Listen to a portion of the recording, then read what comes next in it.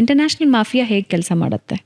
ಹಾಗಂತೇನಿಲ್ಲ, any medicines, ಪ್ರಪಂಚದ ಯಾವುದೇ medicines ತೊಗೊಂಡ್ರು ಅದರಲ್ಲಿ ಸೈಡ್ ಎಫೆಕ್ಟ್ಸ್ ಇದ್ದೇ ಇರುತ್ತೆ. ಓಕೆ.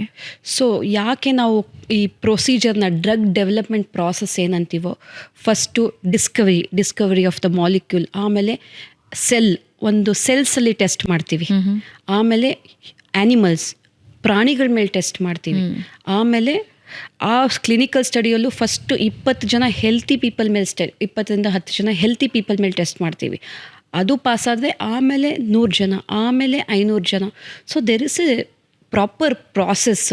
ಯಾವ ಎಕ್ಸ್ಟೆಂಟಿಗೆ ಅದು ಅಡ್ವರ್ಸ್ ಇವೆಂಟಾ, ಸೀರಿಯಸ್ ಅಡ್ವರ್ಸ್ ಇವೆಂಟಾ ಅಂತ ನೋಡ್ಕೋಬೇಕಾಗುತ್ತೆ. ಅದಕ್ಕೆ ಫಾರ್ಮಕೋ ವಿಜಿಲೆನ್ಸ್ ಅಂತ ಒಂದು ಡಿಪಾರ್ಟ್ಮೆಂಟ್ ಇದೆ.